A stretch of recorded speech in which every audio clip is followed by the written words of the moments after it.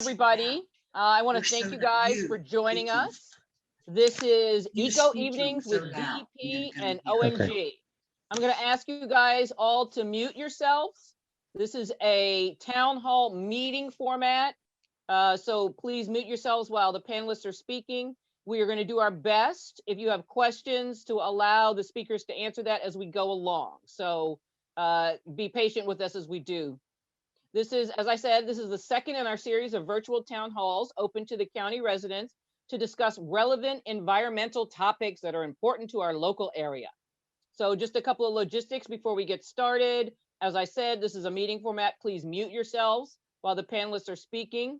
This is being recorded and is live on Facebook. Remember, for those of you on Facebook, there is a slight delay, and we're going to actually offer you the opportunity to ask questions as well. Put your questions in the comment box. We have someone monitoring those.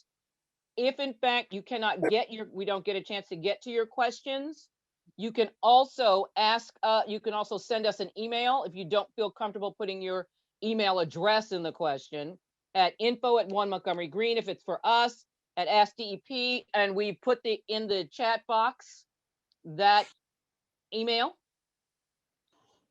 We're also going to use the Q&A function. If you have some questions, please feel free to use that to ask your questions. I think that's it for, if in fact we don't get a chance, as I said, to ask your questions, you can use the chat function, and please feel free to put your email in there. So it's askdep@montgomerycountymd.gov.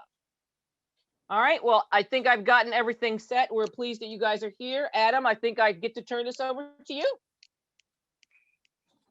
Fantastic. I want to wish everybody a very happy and pleasant Eco Evening. It's great to connect with all of you. For those of you whom I haven't met, I'm Adam Ortiz. I'm the director of the county's Department of Environmental Protection, where our job is to keep Montgomery clean, green, and beautiful, not just today, but for generations to come. So the focus of today is water, and Chesapeake Bay Awareness Week is upon us, and water is, so fundamental, of course, and this is an issue, like so many environmental issues, that everybody can play a role. No matter where you live, who you are, whether you live in a apartment building or whether you have an estate or whether you have a farm, there's something everybody can do to help make a difference. So today's program really touches on sort of a lot of stars in the constellation of watershed protection. And there's a lot of emphasis, as we know, about the bay and the oceans and all that stuff. But the bay and the oceans really are, right here where we are, right here where you are. We're all part of the watershed. Every time it rains, stuff on the land goes into the nearest storm drain, into the nearest creek, into the nearest stream, into the nearest river, into the nearest Chesapeake Bay. So it all makes a difference no matter where we are. So we made a lot of progress, I think, as a Chesapeake Bay watershed over the years. We have a lot more to do, but there's just been a tremendous amount of progress in the almost 50 years since the Clean Water Act went into effect. So we're doing a lot of work, but also, I know that sometimes environmental issues are very overwhelming, but water stuff in this region, the problems have been going for more than 400 years since we were colonized by the English, in the 1600s. So it's not going to happen overnight, but there's a lot that we can do. And we're going to focus on a handful of things today. Just a mic check if the county executive is in the room. Mark Elridge, are you in the room?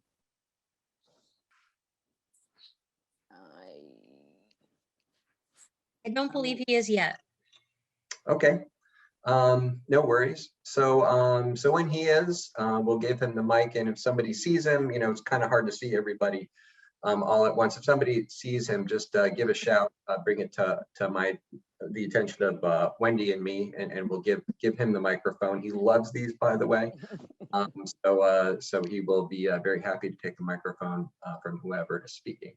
So one of our goals, and I'm going to take us into the first part of our agenda. So one of our goals for Eco Evenings is that, you know, it's tougher to do civic association meetings and community meetings. And even if when we all did, you know, it's kind of tough to travel or, you know, handle kids or pick up kids from school or soccer practice and prepare dinner, do all that stuff, you know, and get into these community meetings. So we wanted to create sort of a new virtual community that meets monthly to be able to cover all these issues. And it's not just about the government, although we feel a responsibility to tell you what we're doing with your money, with your tax money, and with your stormwater fee money. We have an obligation to do that, but also we are part of a community. You are all in that community, and so are many of our advocacy, business, and nonprofit partners. So we also want to share the stage with them for every Eco Evening, and tonight is no exception. So I'm so pleased to have my friend Jeannie Braha. She's with Rock Creek Conservancy, and she's also co-chair of Stormwater Partners. And as co-chair of Stormwater Partners, she keeps our team up to date on the issues of greatest importance in stormwater world among the advocacy community to us. So I'm really, really pleased to invite Jeannie to share her thoughts with us. Thanks so much, Adam, and thanks, Wendy and Tia, for convening these meetings for us. As Adam mentioned, I'm Jeannie Braha. I'm proud to be the executive director of Rock Creek Conservancy. We are the friends group to Rock Creek National Park, but we're first and foremost a watershed organization. We use a program theory called people-powered restoration to restore Rock Creek and its parklands for all people to appreciate and protect. I think I see one or two of our stream team leaders who are volunteers who lead not just litter cleanups, but education and engagement around stormwater issues throughout the county, and looking forward to spending a lot of time with our first ever Rock Creek Conservation Corps in Montgomery County this summer. So we'll be working with students at Einstein High School, putting them to work for clean water in the county, which is really exciting. My other hat that I wear, though, is with Eliza Cava of the Audubon Naturalist Society. I serve as one of the co-chairs of the Stormwater Partners Network.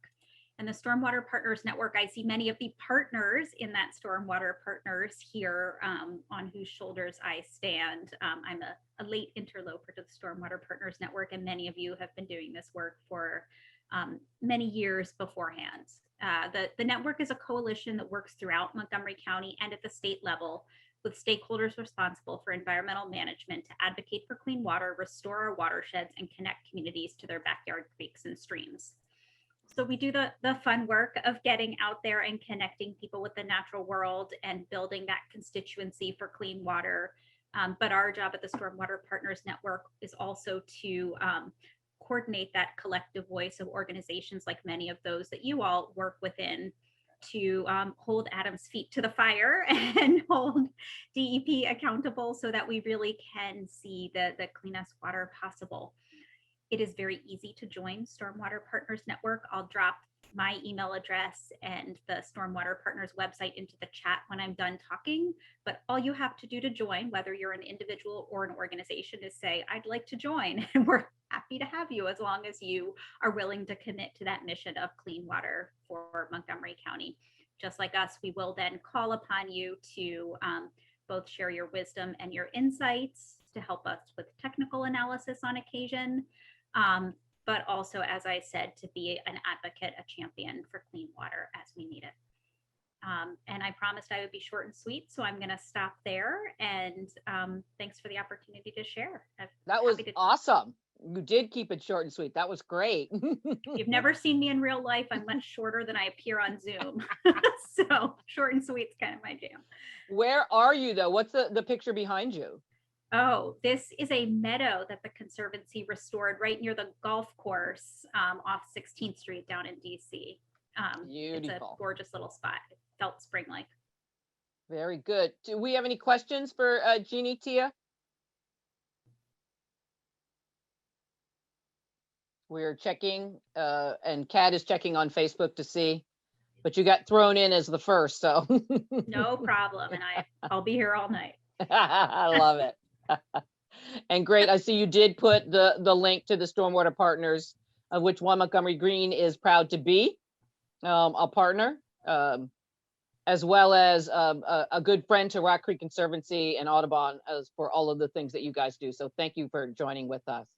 Right back As at we wait to go on, I do want to give, we moved ourselves around a little bit. Adam, I didn't get a chance to talk a little bit about some of the water things that we at One Montgomery Green are doing. Oh, but it does look like there's a question. Yes. So I will let the question go.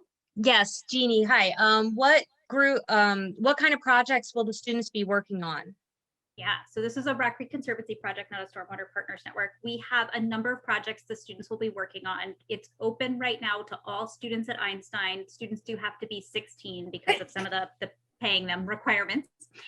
And the application, I'll put that link in when I'm done talking. We'll have the students working on a number of things. We're doing storm drain marking. They'll be doing some outreach in the Glenmont Forest neighborhood, which some of them live in, where DEP is just launching its first in a while. And we're so grateful for the Green Streets program that is going in there. They'll be doing some invasive plant removal in the parklands that surround Rock Creek. There is no shortage of that to be done.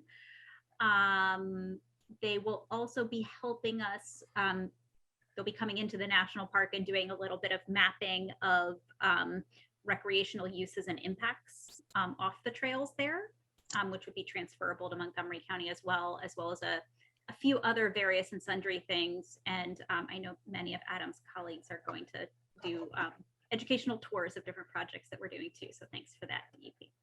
That's awesome. And what is there any specific groups within Einstein High School that you're working with? Any clubs, any groups? Like I said, it's open to all students ages 16 and up, and we've been grateful to the teachers, particularly the teachers that facilitate student service learning, because the students can earn SSL hours as well for helping us. Wonderful. That really is cool. It's very similar, and I'm hoping some of our Clean Headwater students will participate. So that is the project I wanted to tell you guys about that's happening because we're so proud. They just finished this session. We had 40 kids register from all over the county. It's kind of the benefit of us, there had to be something good that came out of COVID, and this was it. By us allowing this virtual, we were able to get students from all over the area, Poolsville, Gaithersburg, down, up, mid, east, west, all over the county. So really pleased to see that. And I'm sorry to say that we found plastics in all 6 of the streams that we searched for. I'm glad that one of our partners on this, Trey, will talk about some other water things that are going on. But I did want to make sure that people knew that this was a project that we have going on where students are actually getting a chance, very similar to what you guys are doing, to get out into the stream and see their own personal impact, on the water that is near and dear to them. So I think that's great. And I'm really excited that you guys have this project going. Thank you so much. We are excited to learn from your Clean Headwaters data. One thing that we find is that Rock Creek gets so pretty that people often forget that the water is impaired. So those sorts of citizen monitoring projects are really helpful to spotlighting that. Very true. Very true. All right. Any more questions for Jeannie before we move on? And any chance Mark is here yet? I see some more people came through. I have a question.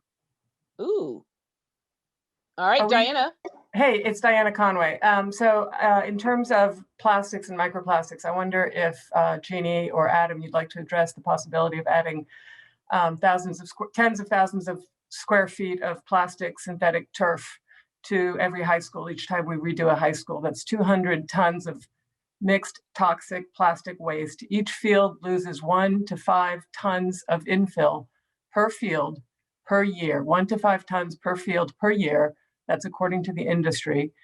It's also according to the industry that these fields contain lead, they contain PFAS, they have heavy metals, and we are intentionally sealing up the ground, removing a carbon sink and putting in 200 plus tons of toxic plastic waste at a cost of over $1 million that has to be repeated every 8 years. That's money we can't put into stormwater restoration, which we're going to need more of if we keep putting these fields in. So I can keep going, but I think that poses a starting question. It was a good question. Yeah, I can really quickly, I can tell you my son right now is playing soccer, thankfully on a turf field, because I can say just at a personal level, it is no fun to fall on one of those sin turf fields. They hurt, and the burn is real. We are just starting to see how extensive the microplastics impact is on Rock Creek, but there's no question that it's there. It's coming from sources in the air as well as surface runoff, we know. Certainly at just a cursory level, I haven't looked closely at the issue of high schools in particular. It seems illogical to use plastics when we can use something else. So certainly seems like a great topic to investigate.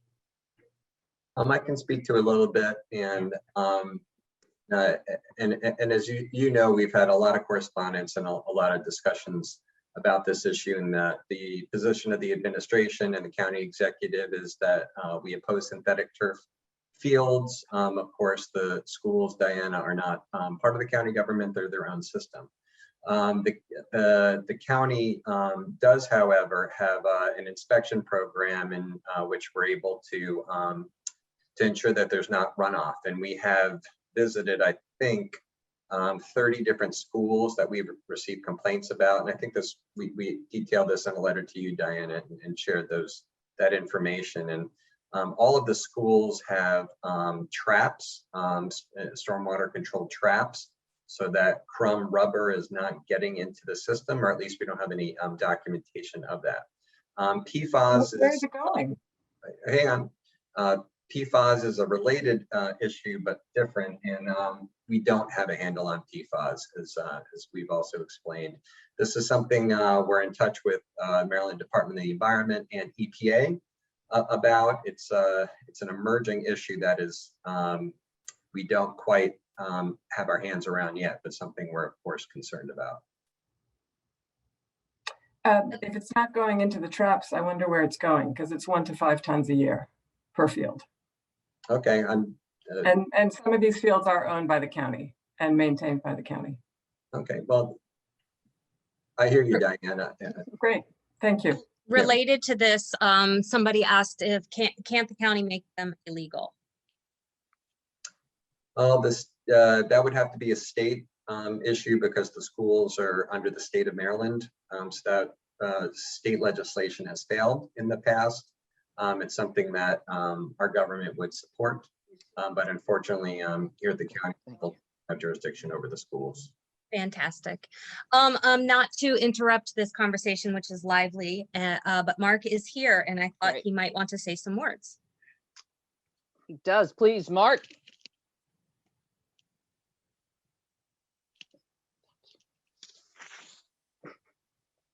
Mark, if you're speaking, we can't hear you. Yeah. You know, and also, See if we can't spotlight. There I him. am. That'll help. Is that better? Hey, Yes. we got you. Okay.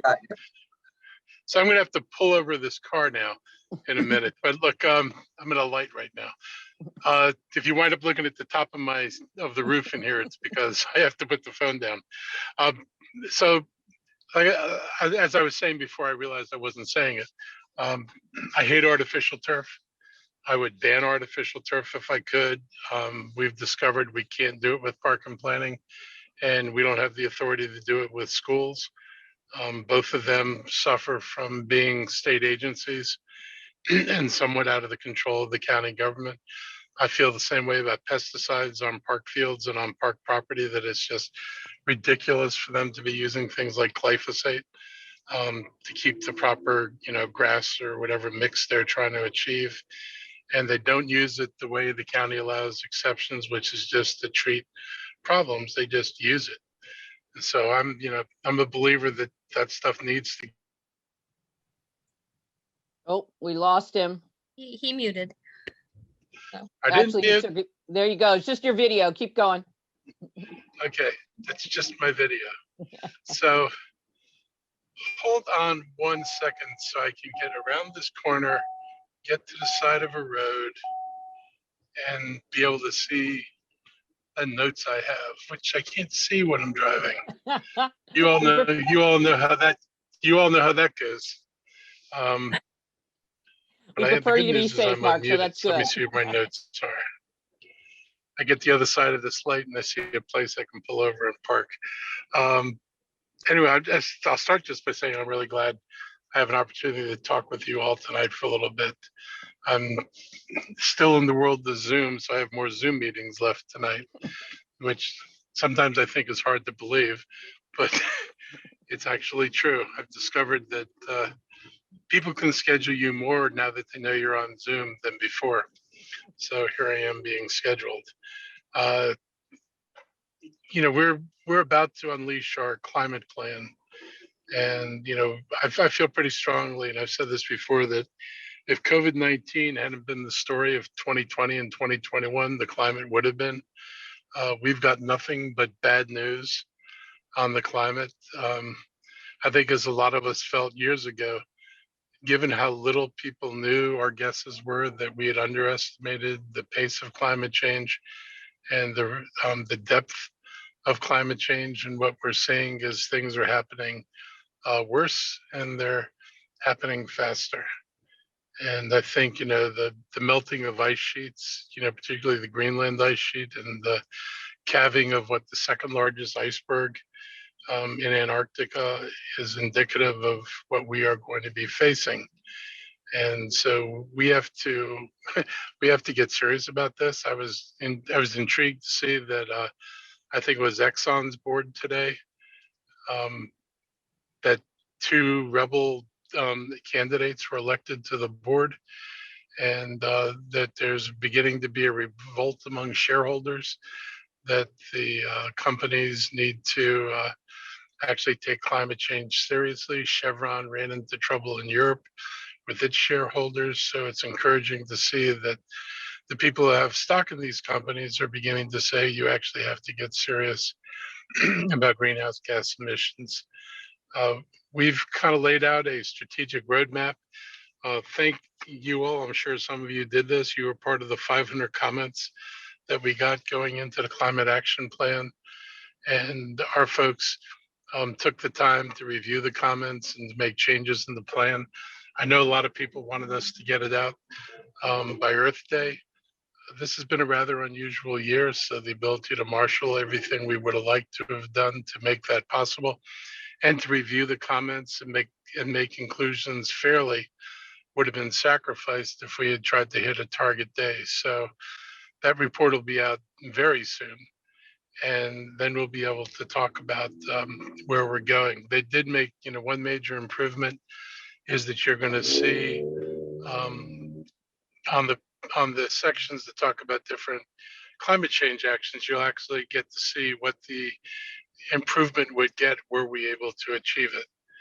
And so I think that'll help people get a better sense of where this goes. We've sent over to the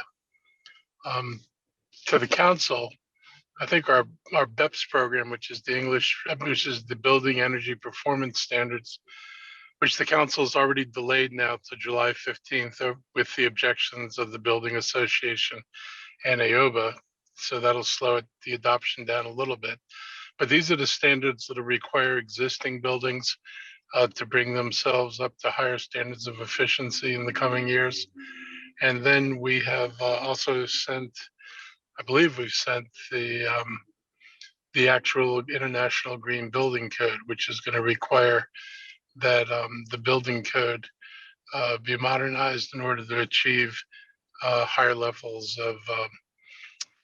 of greenhouse gas reductions. And so I'm very encouraged about that, but I'm hoping everybody puts their focus on the council to make sure that the things that we've put into this plan actually get passed. If the council does not approve either the BEPS or the Green Building Code improvements, it is impossible to achieve either the 2027 goals or the 2035 goals. We shouldn't be confused about this.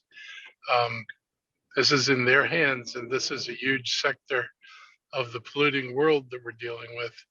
And if we do not get their support for that, it is going to really harm our ability to move on clean energy and energy reduction. The county is actually using more clean energy. I was able to put together a deal with the school system and a private financing organization to begin at long last the conversion of the school bus fleet to an electric school bus fleet.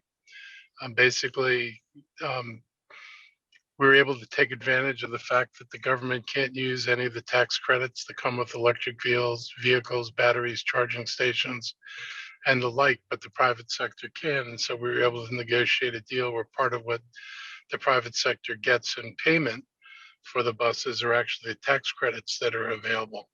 And if the county had just gone ahead and bought them, we would have not been able to use the tax credits. So that's an important step forward for us. We would like to use that financing mechanism for the county bus fleet. We are adding 40 new electric buses into our fleet, and we're going to continue with the modernization. We're also looking at hydrogen for the larger buses that are going to have longer hauls, because those buses, at least currently, would tax the existing battery systems. And so we need a power system that'll actually let us run the buses in the long haul. We continue to build partnerships with people. We're working with Pepco on installing, I guess it's 100 and some electric vehicle charging stations, and that's just Pepco's plan. Pepco has approached us about being willing to lease some of their property for little or nothing to community solar groups, so they can put community solar on some of the properties that Pepco currently owns. And I'm really excited about that. It's been a major shift in Pepco's attitude toward working with us on climate change. And we've been pushing the BRT is now being advanced into design on 355-29 Veers Mill Road, and also out of Shady Grove Metro connecting into the Life Sciences Hub. So those plans are being advanced more rapidly. We've added staff, so there'll be somebody to work with the public on electrification of private automobiles and fleet automobiles. We have somebody who'll be able to work with building owners on modernization of their facilities. And we have a public facing person to help organize in the community. And I've said this to all the environmental groups, that you all are going to play a critical role in this. It is going to be the climate activists going out and convincing people in the community that this is necessary action for us to take. And I think your voices are really important on this. You've got friends and neighbors.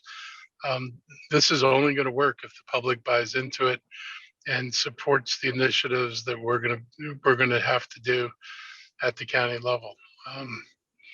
If people aren't willing to support the initiatives, it's really hard to make a transition. I'm heartened by another big change, which is that a number of the large automakers plan to go electric before 2035. And some of them are going to go all electric in this decade. And I think that's going to be a big step forward in terms of being able to calm down the transportation. So between buses, electric trucks, and electric passenger cars, and with our work on BEPS and with the building code, those are two big segments of the electric usage that we think we can make significant dents in. And I think, as you know, Lord Chargdukian got her bill passed on community choice energy, which we.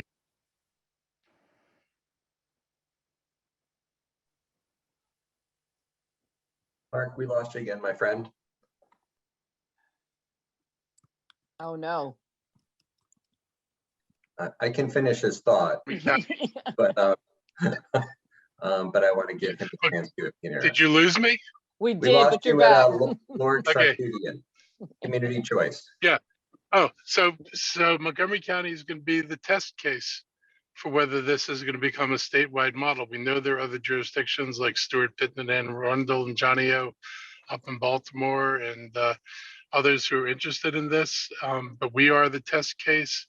The regulatory process, not our process, but the state's process, is anticipated to take at least 18 months for them to set the rules. But once the rules are set, the county will be able to go out and buy clean energy, and and people will have to opt out of it. And we're hoping that we can get a good enough deal on electricity for the entire county that we can make clean energy for the county, not only the right thing to do, but also an attractive thing to do.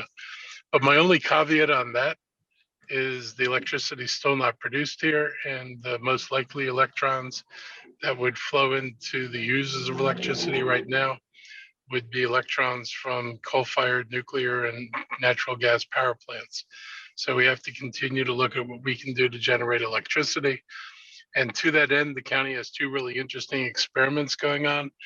I confirmed with David Dice this week, the Holiday Park Senior Center, they're looking at solar windows to replace the glass in the windows and to possibly wrap the building in a solar glass curtain wall, which has the benefit of reducing energy consumption by adding a layer of insulation, but also turns the walls into electrical production units. And that's a big deal, because if I have to try to generate electricity for office buildings and tall apartments, there's not enough space on the roofs of those buildings to generate electricity, but there is space on the sides of the buildings. And we are actually negotiating to take the county's executive office building and wrapping that on three sides in a glass wall of combination of solar panels and solar glass in front of windows, solar panels in front of the unattractive facade that I already have. So if we can make that work, that's going to be a big deal. So those are some of the things we're doing. This is really important to me. When Tom was my other co-conspirator on the council in terms of pushing really, for lack of a better word, extreme limits on the council. And we knew there was no plan when we passed this. There was no plan for how to get there, but we also knew we had to do something. And if we set modest goals, we might achieve them, but modest goals would leave us well short of what we had to do. So I've always felt that we set a goal that'll never let us say we got the job done. I anticipate every year this plan will be revised. Every year we'll be looking at new technology and what we could do differently in addition to what we've already thought we could do. And it'll be a living document. So if you don't see things this year, you're likely to see them next year, and we'll continue revising as we move down this road. And I guess I'll stop there. I just want to be sure, that you understand we really do want to work with everybody. The citizen role is absolutely critical to making this thing work. So we invite you to partner with us and help convince our neighbors that this is the right way for Montgomery County to go. That's great, Mark. Thank you so much. We have a couple of minutes for questions. If you wouldn't mind raising your hand if you have a question for Mark, or put it in the chat box, we'd greatly like to answer. I'm looking to see any questions for Mark. Is the county planning to ban stormwater waivers? I want to ban stormwater waivers. My staff believes that there are circumstances where they can't ban a stormwater waiver. And that's a debate we're going to have about whether it's can't or just don't want to, or people will cry too much. But I definitely do not want the waivers the way they've been in the past, where they just became a normal course of doing business here.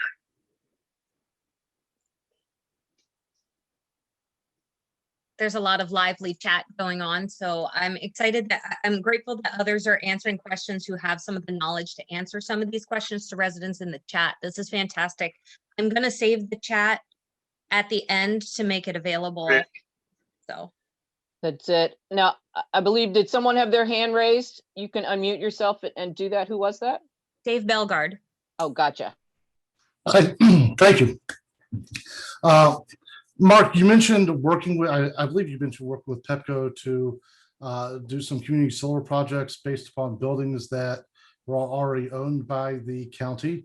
I know in Gaithersburg, we have looked into that in the last couple of years, and we're continually told by the solar companies that it was too expensive, it would not work unless you just had acres and acres of field.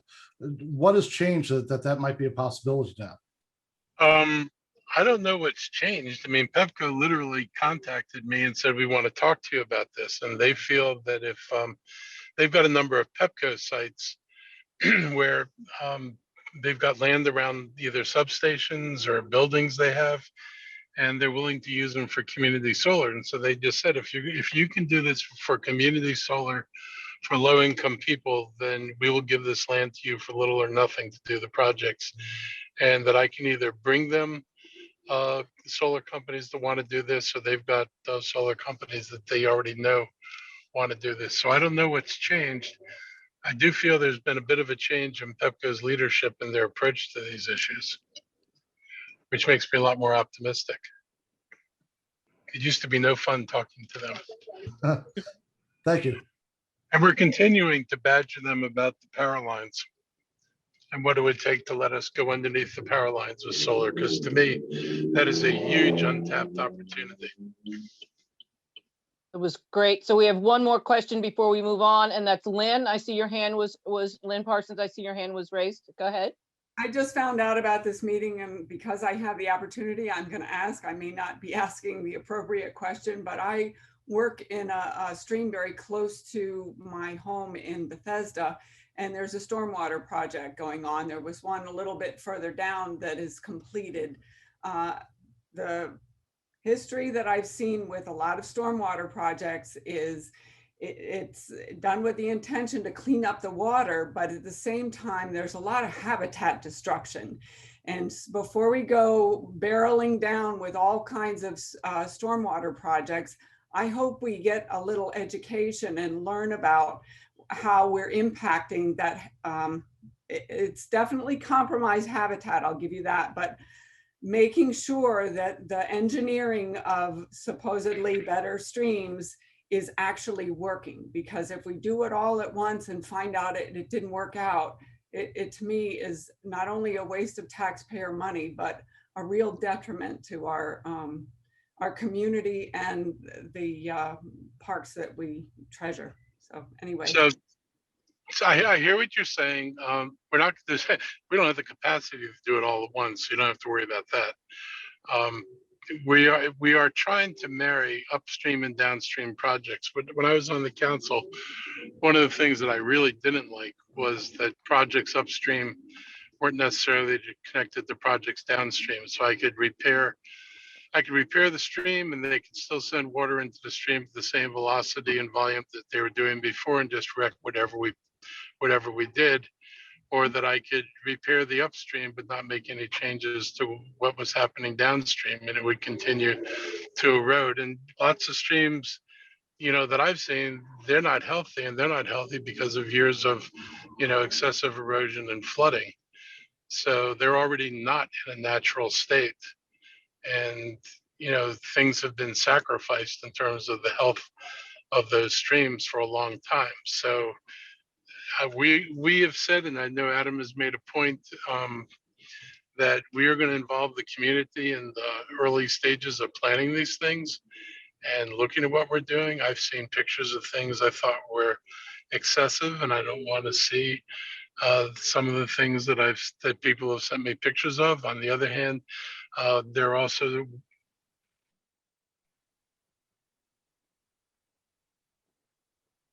Oh, no. I'm sure that was going to be really profound. Jeannie had something to say about stream restoration. the what? About Oh, there stream you're back. We lost you again for a second, Mark. So every time somebody calls me, it winds up getting interrupted. So that's because they're trying to get me in this other meeting I'm supposed to be in. So it's true. So what I was saying was that we're going to work with the environmental groups as we start laying out designs and plans for streams, so we can incorporate questions and suggestions early on in the beginning of the process. And I don't know if you heard me say this before or not, but I've seen things that I really don't like that have happened in stream restorations, and I've seen things that I do like, and I don't believe, just personally, and I've talked to a number of environmentalists who are on the other side of this question, on both sides of this question. I do believe we've got to fix the streams. We just simply cannot treat the upstream and not do anything about the downstream, particularly since even what we're treating upstream is a fraction. In any area I pick, that's just a fraction of what's actually being dumped in that stream and finding its way further downstream as the waters enter and then continue to head on into the Potomac or the Patuxent. But we will pay more attention, I am assured, and people will be given a role in evaluation so that we're less likely to make some of the mistakes that I think were made before. And how about mitigation before it even gets to the stream? Well, that's the other side of this, is that there was an effort to try to match projects on the intake side of the water to go along with projects at the outflow side. That was what I didn't like about what was happening on the Reich's proposals, that we treat one end or the other, but we didn't treat them as systems. And I think we need to treat them as systems. Good. I'll let Jeannie follow this up and we can move on because we've got so many exciting people to speak to us. Thank you so much, Mark. Go ahead, Jeannie. We give you the last word on this question. I'll take it on everything. And thank you, Executive Elrich. That was fantastic. Stormwater Partners Network has been working on this issue around stream restoration for a number of years now. One of the things I think we're particularly proud of, and I must give most of the credit to other folks, some of whom are on here today, as well as Eliza, my co-chair, has been a lot of the stream restoration work is really incentivized and pushed by the requirements of the county's MS4 permits. And the Stormwater Partners Network has done a lot of work to advocate at the state level, which is where those decisions are made, for changes to that. And I know that the Choose Clean Water Coalition, which is like Stormwater Partners Network for the Chesapeake Bay Watershed, is going to be looking at this issue over the summer. That's sort of the push or the pull, rather. I've also been really impressed, and we've seen, I think Stormwater Partners Network, pre-Jeannie, if you will, deserves a lot of credit for pushing DEP to really think about that coupling of the infiltration projects upslope, if you will, before with the stream restoration. And we were really excited. Adam's team was very generous with their time to come and show us these. There's some great maps on the DEP website that show how they're thinking about prioritizing those projects placement. And it shows a real, I think, responsiveness to those concerns that we raised. So thanks to many of you that I see on here today who helped us keep moving these issues forward. And with my Rock Creek Conservancy hat, I will say, when I went out and visited one of those stream restoration projects in the Bethesda area recently, it happened to start raining while I was out there, and you could see the slopes of the stream bank sloughing off into the creek. So there are undoubtedly places, at least in the Rock Creek watershed, that desperately need stabilization. And we're grateful for the resources that are able to be brought to bear on those. Thank you so much. All you, Adam. Okay, thanks. This is a topic of interest, obviously, in the community. Our response to a coalition letter is going to go out tomorrow, probably, so people will see how we're addressing this issue. And what I'd suggest, and Wendy and I talked about this earlier, is maybe doing another session just on stream restoration, or maybe an auxiliary meeting on that. We're very mindful of the limitations of stream restoration, but it also does have a place in the right place. So we can do a deeper dive on stream restoration. I think most people will be very pleased with the way that the department is going after many years of conversation. So let's put a pin in that. That's a big issue, but I think we're really excited about where we're going with it. There's a lot of, I want to speak to the comments a little bit, a lot of buzz on PFAS. I just want to be clear, we are totally on board with this as a threat, not just to the environment, but to human health. I mentioned earlier that we're waiting for guidance from EPA, MDE, and the Chesapeake Bay program on what are the best ways for our department to be able to manage PFAS. So what types of BMPs? Currently, it is not a regulated pollutant. like nitrogen or phosphorus or sediment or even trash. I see Trey Sharon from the Anacostia Waterkeeper. So we don't quite have the best practices in the science under our belts for dealing with it, but we're waiting for guidance from them, and we are in conversation with them. So it is a priority. But perhaps that can be a future eco evening as well, Wendy. So stay tuned. I would like to share my screen, assuming I have the skills and ability to do so. Very related to what we've been talking about, to announce for the first time, I believe, Cindy, Clean Water Montgomery. So Clean Water Montgomery is a sort of reinvention of the suite of water programs that we have in the department. We think of them in two categories. The first is what the public can do and other stakeholders, and then what the government can do and must do. Folks who hear me speak, I always say the environment's a big deal and we need all hands on deck. So everybody who can do something must do something. So some of these programs are very familiar to you. Rainscapes, it provides assistance and rebates for people to do landscaping and other practices on the properties. Tree Montgomery is exactly what it sounds like. Community grants. We're going to have a presentation in just a minute from two colleagues on community grant opportunities. Healthy lawns, our regulation on pesticides on lawns, big deal. And first in the United States, certainly first in the Maryland, to have such a law and a variety of educational programs for engagement. For us, we're always have in the government, this is the work that we do on behalf of you and the environment, is long-term watershed planning. In a future presentation, we'll share our vision for the watershed and where we want to focus restoration. We don't have a lot of time today to go into it, but we will come back to it. Stormwater management projects. We're very sophisticated in our next round of projects for our next MS4 permit.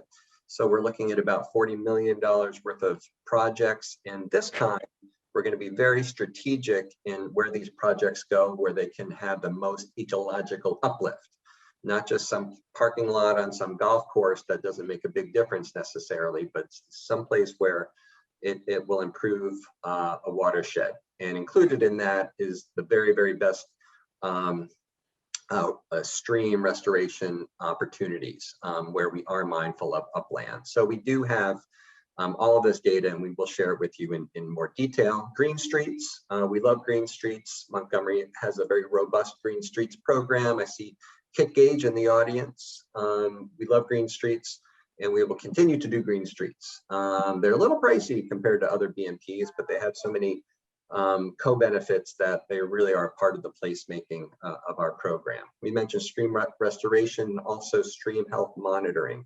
So folks may not know that we have our own team of biologists who go out into the water and do all sorts of biological monitoring, hydrology monitoring, lots of great stuff. So we have great data, and we're going to be hearing more from them in the future. But all of their data goes into this this effort to have a more sophisticated, and the term I use is more surgical watershed program. So we're making sure that we're focusing projects and education in the places that absolutely need it the most and will make the most difference.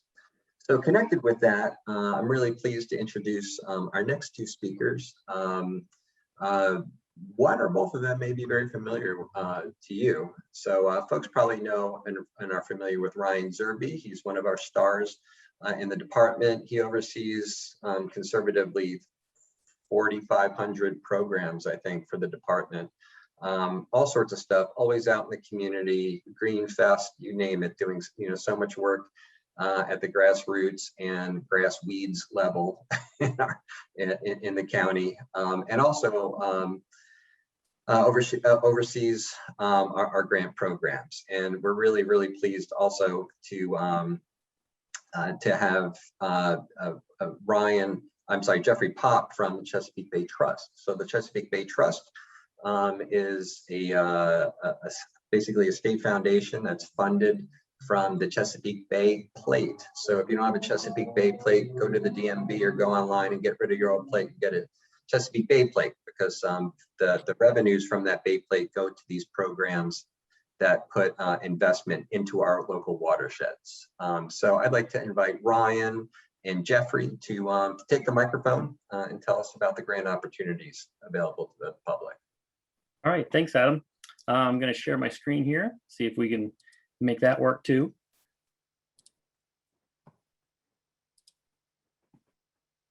All right.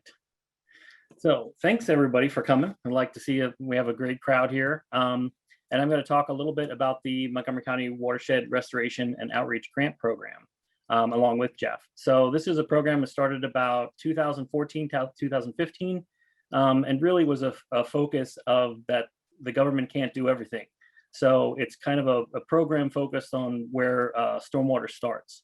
So our goals for the grant program really were twofold: outreach and community-based restorations. So we needed to work more with our nonprofits, knowing that, of course, government can only do so much, and there's a lot of other organizations that can engage the residents to help us improve water quality as well. And there's some folks that just didn't really know all of these things too. So how can we work on changing behavior through these engagement projects? And then also on the ground, community-based funding projects that demonstrate stormwater runoff reductions, and then also have a influence to the community. And all these, this program, all these different projects are funded through the Water Quality Protection Charge. So why a grant program? I kind of explained a little bit, but it's a tool in the toolbox. So it includes others to protect the county streams through engagement. It's a mechanism for us to be able to more fluidly work with our nonprofits rather than like doing contracts and holding up with more government red tape and things like that. So it worked really well for us to do that. And working with the Chesapeake Bay Trust, it gave us a much better way to work with our nonprofits in the county.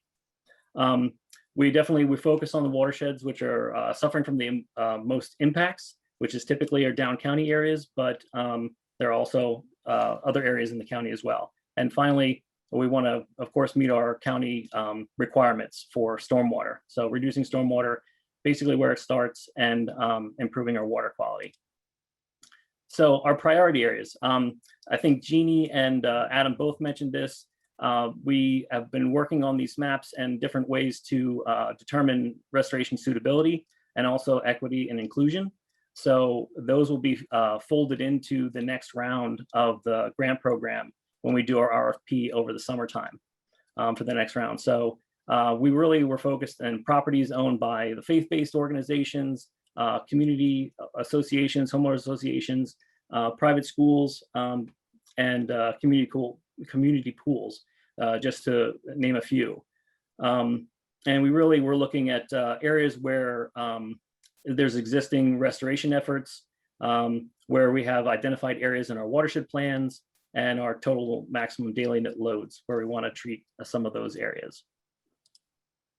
So a couple of the types of implementation projects we've had: parking areas, driveway retrofits, people removing the asphalt or concrete and replacing them with porous pavers, permeable pavers.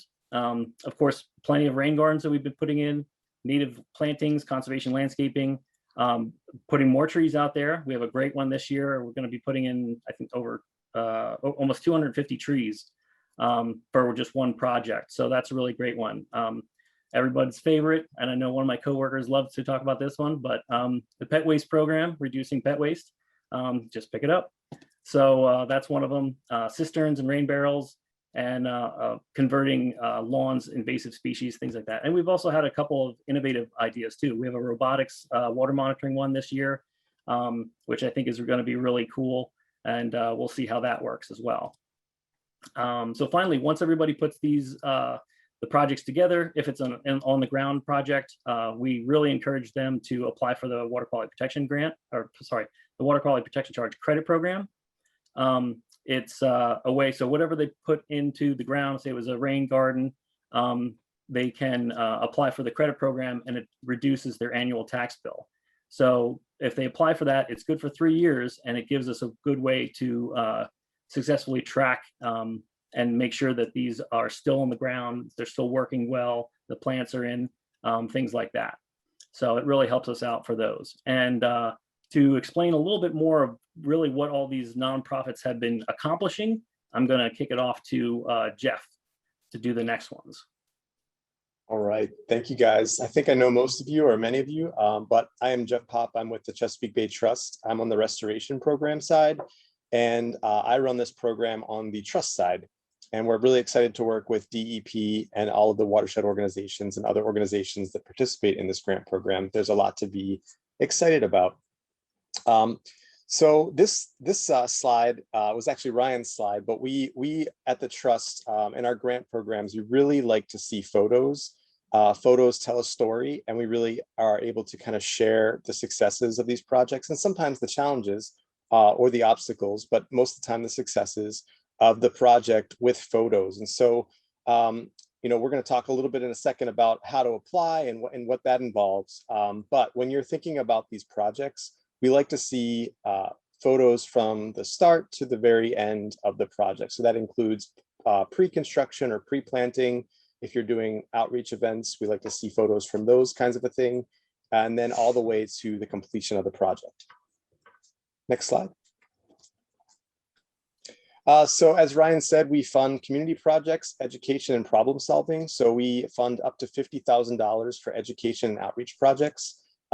It's actually 30 for education, outreach and awareness, and then it's up to $50,000 for behavior change projects. And that's where you're actually taking a real skill or behavior, and you're analyzing a behavior change in a specific group of people or community. Next slide. This program has been around, like Ryan said, since about 2015, and there's been a ton of successes. And so as of this year, we actually just closed the program or made our last round of awards in February. And we're actually just getting ready to start opening the program in August again. So it's coming full circle. But to date, we've had 62 projects, over $2.8 million awarded, which leverages about $870,000 in leverage funds. And that could be both in-kind volunteer time, it could be in-kind match, but also a lot of these grants come in with some cash match, which is a nice leverage for both the trust and the county. The program does not, oops, sorry, can you go back, Ryan? Yep. The program does not require match, but there's one project type specifically, and it's permeable pavers, just because they are expensive, that we do ask for a 20% match. But again, that doesn't necessarily have to be cash match. But here's some metrics here. I don't have to go through them. I think the matching funds is a really big one. But you can see 6 acres of impervious surface has been treated, over 1,000 trees. We track all of these metrics for each one of our projects at the trust. And so it's really nice to show the impact that this money that you guys as county residents are paying. Typically, most of the projects we get are over 50% are about restoration projects. We have 40% that are outreach and stewardship projects. And then we have 2 years ago, we added a litter trap, or a trash trap project onto the RFP. And now we have that one will be hopefully wrapping up in the next year or so. Next slide. So if you're interested in applying for one of these grants, you can go to, everything is done online through the Chesapeake Bay Trust website. And so you just go to cbtrust.org, and I don't know if you can see my cursor, but basically if you scroll up to grants and opportunities, you can click on that and drop down. You'll see Maryland County programs. And so you'll scroll over to, oh, sorry, that's okay. You'll go over to the Montgomery County program, and you'll see everything you need to know there. And so typically on our landing page, we have a quick summary of the program, what it funds, eligible applicants. But for the real meat and potatoes of the program, you're going to go to the view RFP. That's that first green arrow there. And if you were to go to that page right now, you'll see last year's RFP, the request for proposals. And so you'll be able to kind of look and see what the program funds, eligible applicants, that kind of a thing. If you guys are interested in starting an application, the program will open in August, in early August, with applications being due in, will be due in October, late October, early November. So typically the grant program is open for about 3 months, but everything is done online and we're always happy to help. We actually have webinars that are on our website where you can go and learn how to apply for a grant. Next slide. So when you're applying, on the right here is the first page of our request for proposals, our RFP. And it again highlights the information that you really need to know before you start, because the RFP is quite lengthy, but it's organized. This is our new format and it's a lot easier to read and read through. When you're applying, again, you're telling a story. You never know who the reviewer might be. We have expert reviewers that look at our applications and they help us make the funding decisions along with our county partners. And so you want to make sure that you're telling your story in a justifiable way. So you're going to say who, and of course in this program the applicant has to be a 501c3 nonprofit. So if you're a HOA or a group that's not a 501c3, you can partner with a 501c3 to come in for this grant program. Where we want to know where the project is going to take place. And as far as restoration projects, anywhere in Montgomery County except for Gaithersburg, Rockville, and Tacoma Park. When we want to know the detailed timeline. Typically in this program, you have about 18 months to complete the project. The funding timeline, when were you going to need the funds? Are you going to have any match? Again, match isn't required unless you're doing permeable pavers. However, it is kind of listed as a beneficial criteria. So we do look at that favorably. And then of course, we only fund moving forward. And so you can't apply for funding for funds that have already been spent or projects that have already been done. So that we don't fund fundraising, mitigation, lobbying, political advocacy, reimbursements, foods, promotional items.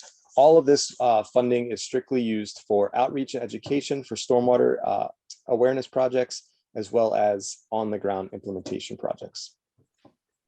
And I will say also under 5,000 square feet. That's a big one too. Thank you. Yep. Okay, and yeah, any questions?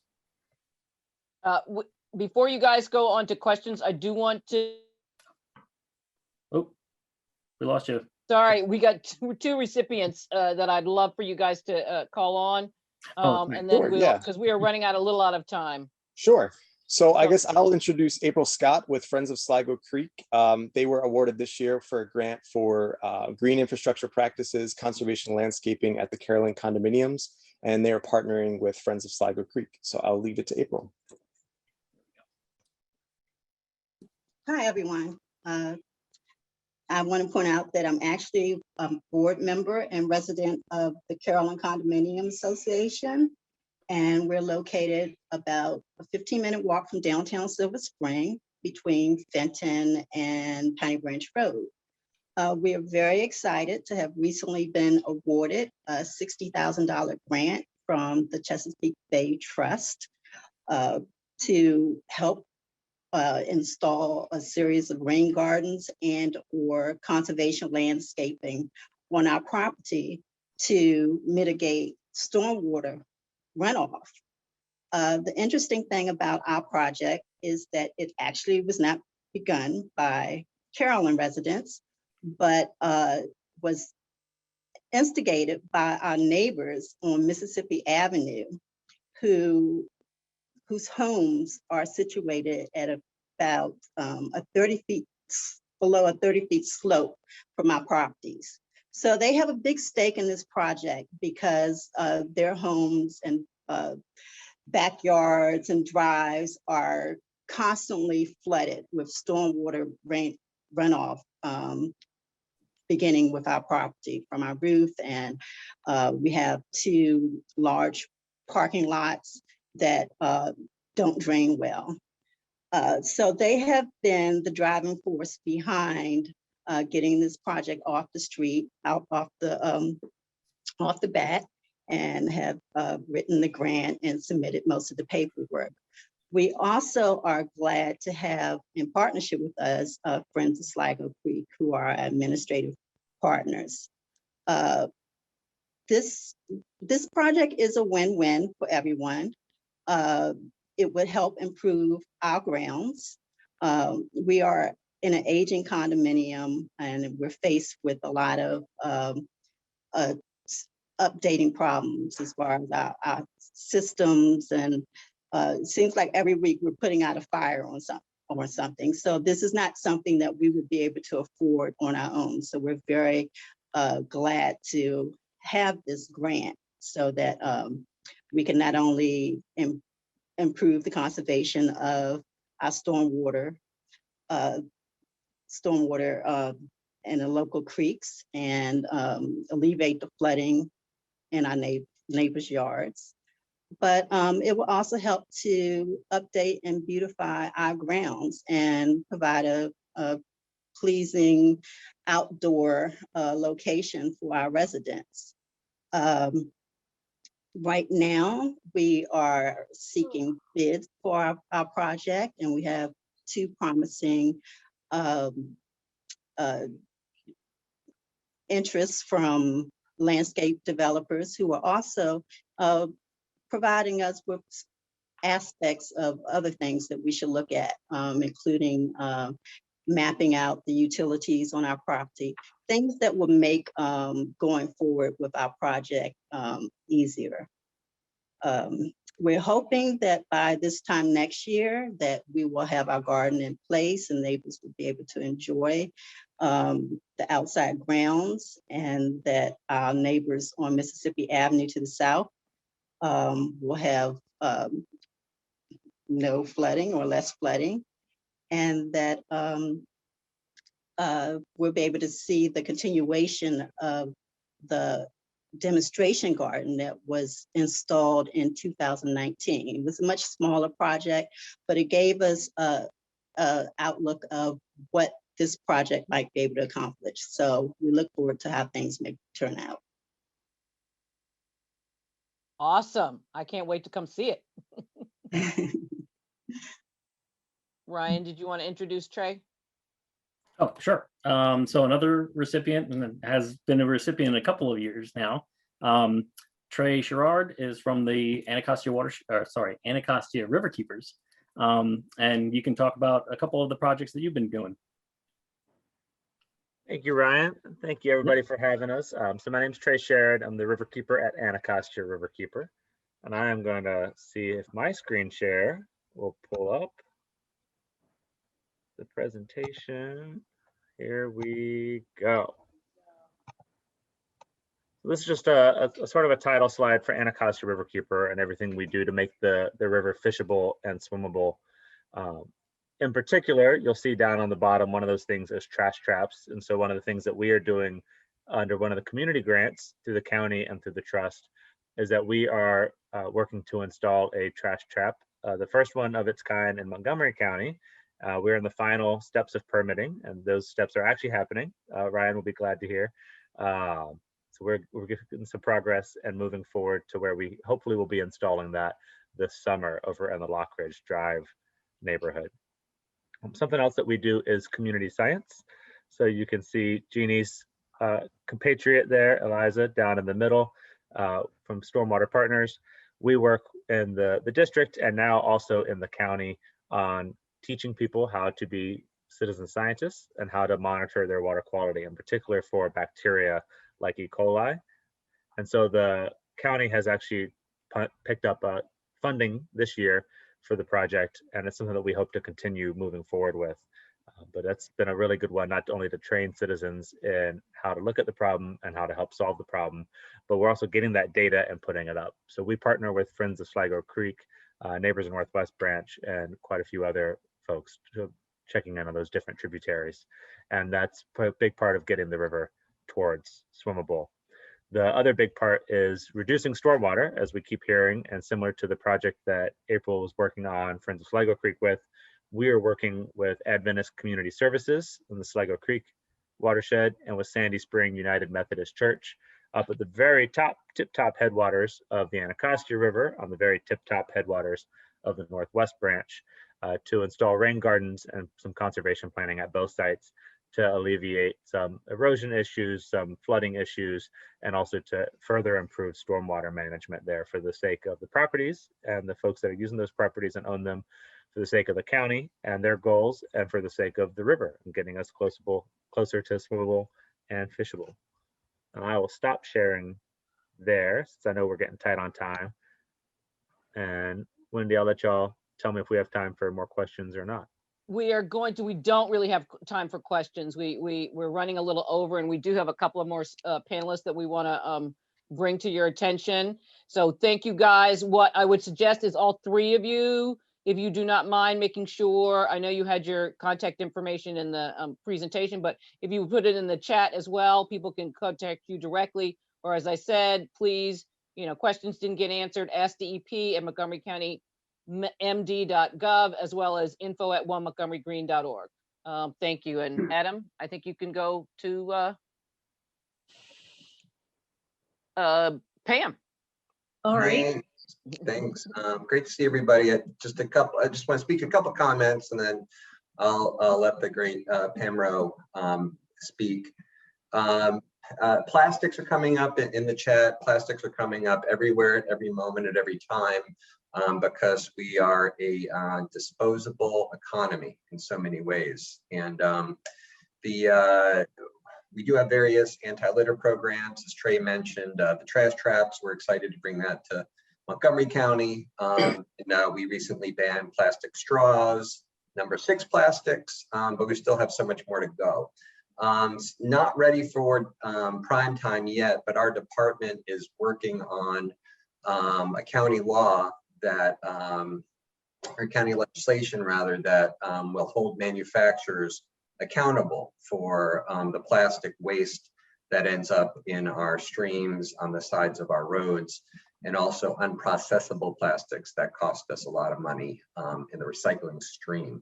So more to come, but I just wanted to speak to that briefly, that this is very much on our radar, very much of concern to us, and something you'll be hearing more from. So enough from me. Pam is one of another rock star in the DEP band. Pam does so much stuff, small scale, large scale, every corner of the community. Pam, the floor is yours. I'm so glad, I'm so excited to highlight Pam's work, because Pam is one of those folks who does so many things that make such a big difference, but folks may not always know her or the work that she does, and she definitely deserves the spotlight. So Pam, talk to us about some of the stormwater work that you're involved in. Well, thank you very much. And this is, I just wanted to take the opportunity to really to dive in a little bit into our stormwater inspection and maintenance program. And it's a program that I feel like we don't always get an opportunity to talk about with the One Montgomery Green community and our watershed partners. So I'm going to share my screen and go through some slides and talk a little bit about what we do in the maintenance program and some of the things that are coming along in the near future here.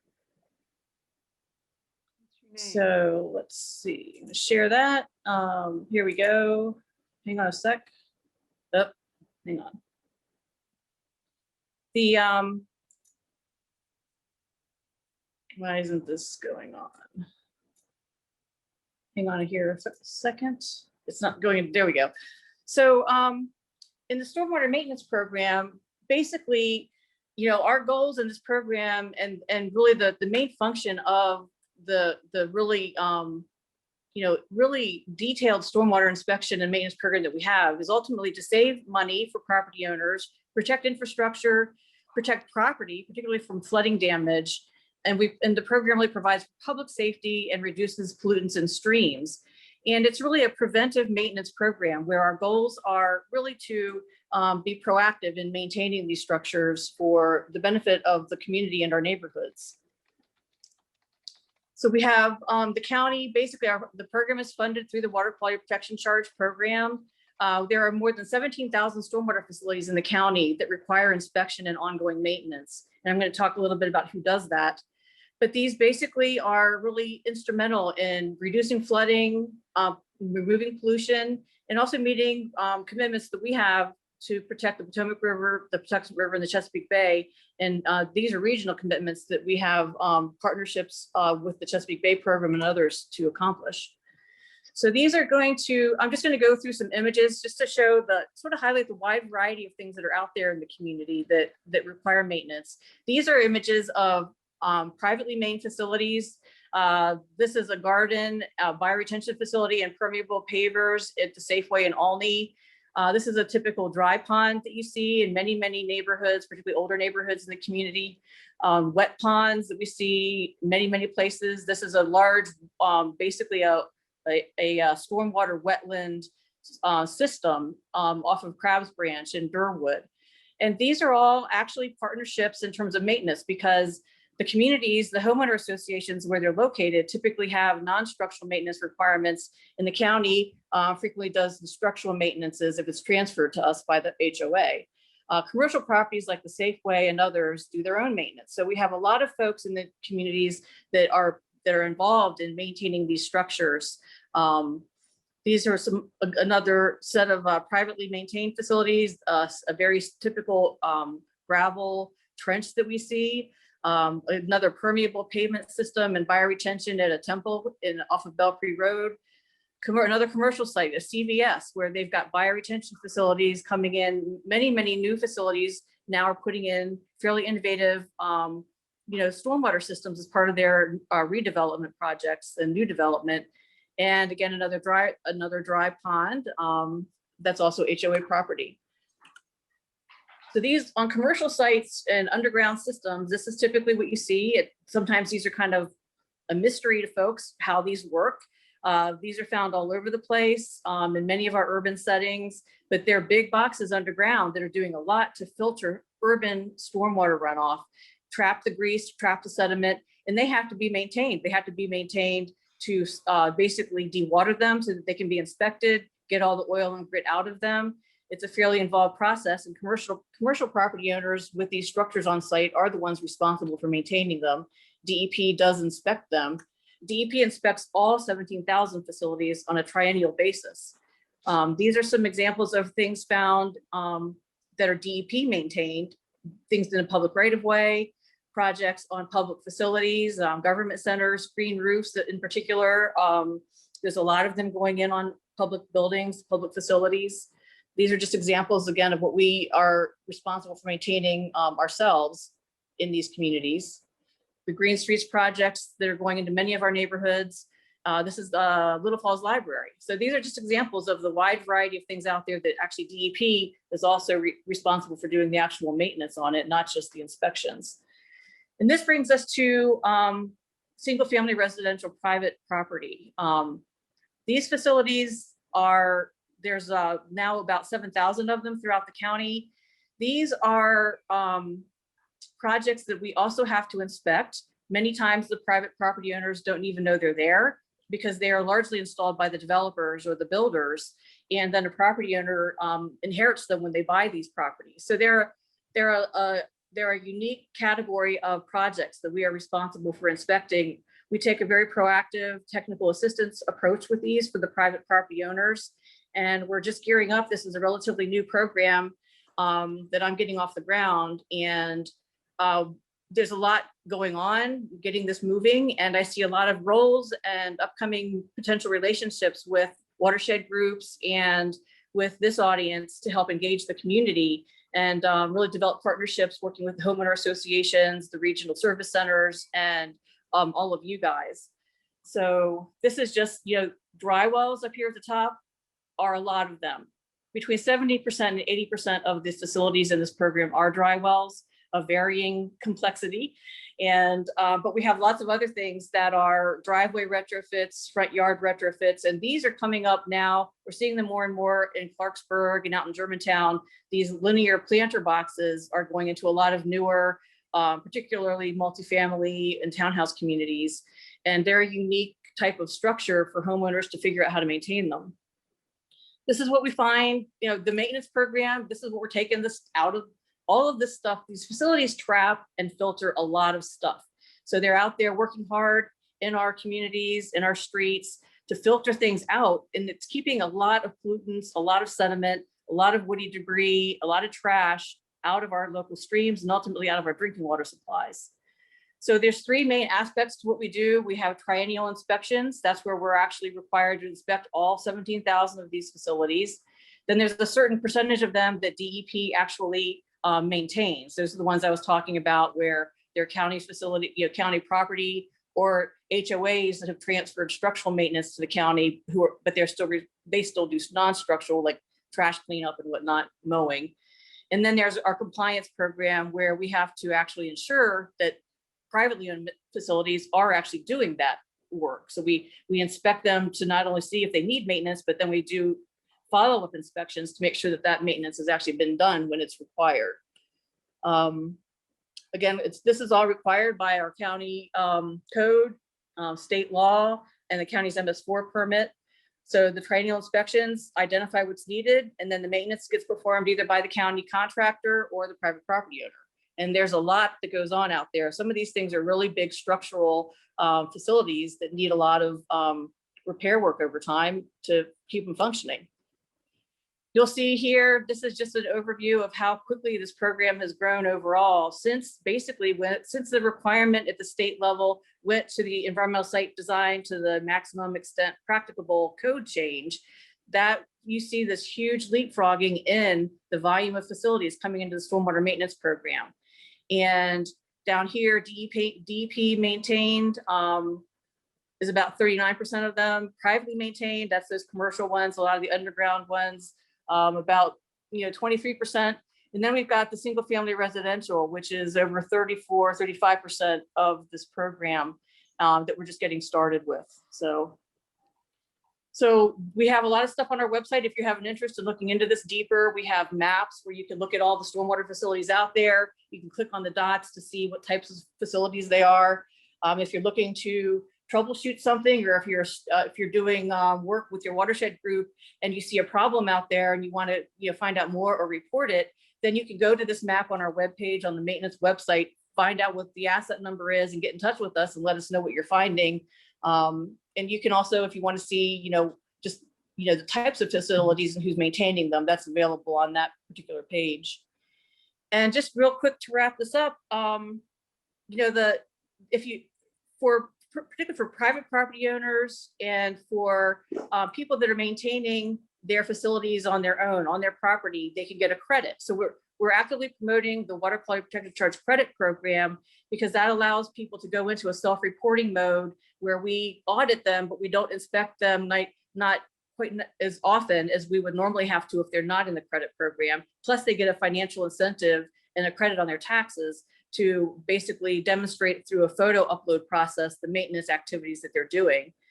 And then, as I mentioned, looking ahead, as we're getting more into working with single family residential neighborhoods, we want to develop these partnerships with you all to really look at reaching out to homeowner associations within your watershed networks and getting the word out through your outreach activities about the credit program, about how property owners can get in touch with us about maintaining their facilities.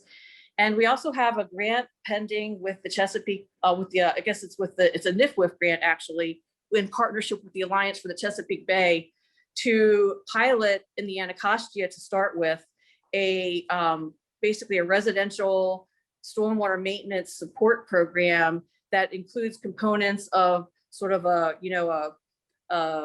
mentoring and outreach effort working with the watershed groups in those this is PG County, Montgomery County, and DC to work with local groups such as the Conservation Corps, a core of maintenance folks that the Alliance has trained through their program in DC, and expanding this to provide technical resources and inspection resources to help with private property owners.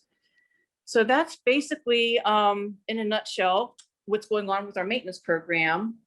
And let's see if I can stop sharing here. That's great. Yeah, so I just wanted to, I had to blast through this in 5 minutes. So, but I just wanted folks to be aware of what's out there, what we're doing. And, we're going to be back in touch, especially with the Anacostia folks and other watershed groups to develop this further and pull you all in to the extent that you want to be involved and have the capacity to work with us on this. So I'm really looking forward to that. Awesome, thank you. Yeah, and I want to be mindful of time, Wendy. I know we have 2 more speakers, but 1 more minute. So I'm happy to have members of our team come back at a future one, unless people wanted to extend. I know that we have a guest, and it's important, of course, to recognize our We guest. do. Anne, are you okay if we pull you back again? I apologize, we ran out of time.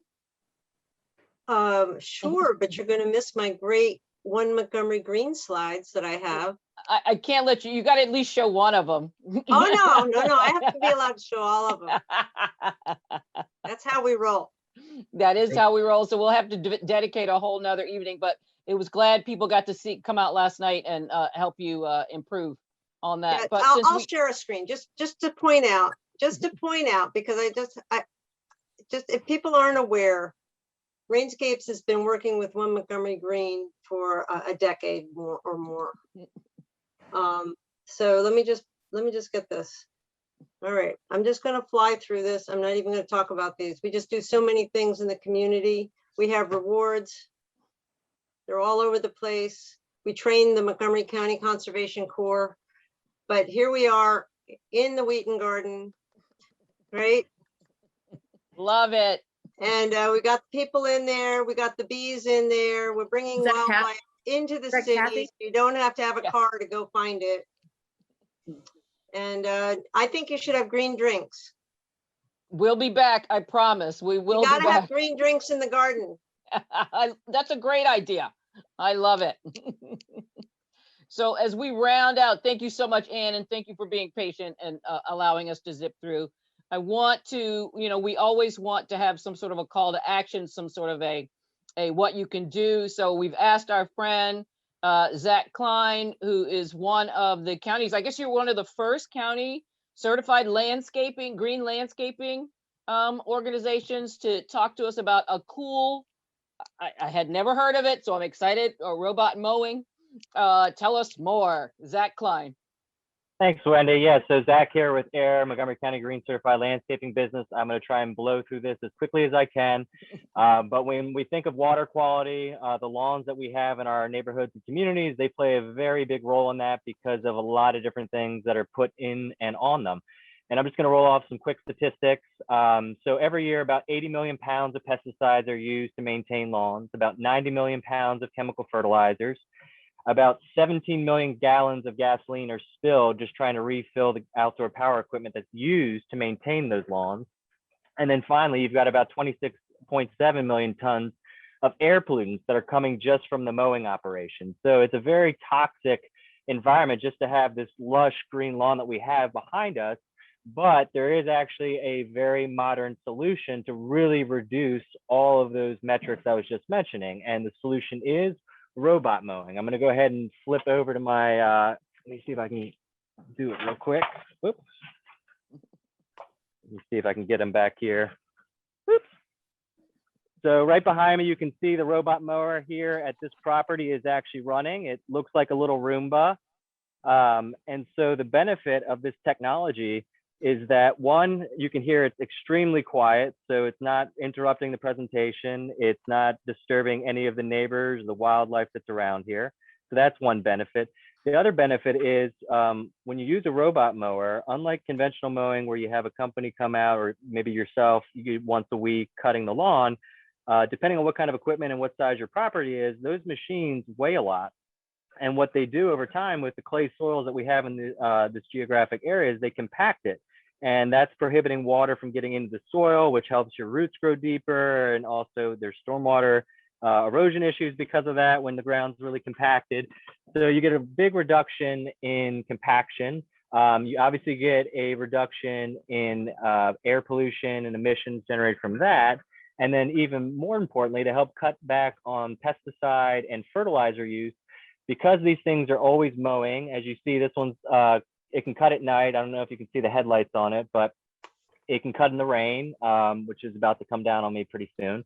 And when it's doing that, it does these micro cuts every day. So instead of having these large clippings you have once a week that can potentially turn into thatch, or they can kill your grass, they're much more readily absorbed by the soil because they break down much quicker. I mean, think about if you're eating a hamburger, is it much easier to shove the whole thing in your mouth, or is it easier to take little bites? Soil that we have, no different. So you have the fertilizer that's taken care of because it's constantly cutting and it's constantly feeding your lawn. And then the other nice thing is because it is constantly cutting, it really doesn't give weeds a chance to go to seed. And so it's always out there. You don't have to worry about somebody calling out saying, oh, I can't get to your lawn because of the rain, or their machinery is going to tear up your lawn. That little machine there weighs about 30 pounds. So it doesn't do any damage in the rain. And because it's always cutting, instead of having stripes that we're always used to once a week, you actually have a very nice uniform carpet looking lawn. And so we highly recommend using robot mowing in conjunction with organic lawn care. Montgomery County, as Adam mentioned earlier in the presentation, has been a leader with the Healthy Lawns Act of 2015. And so if you're going to make that investment with organic lawn care and really work on your soil, robot mowing plays a huge part. And I always tell people when you have a lawn, there's 4 different things that really are important to have a beautiful, successful organic lawn.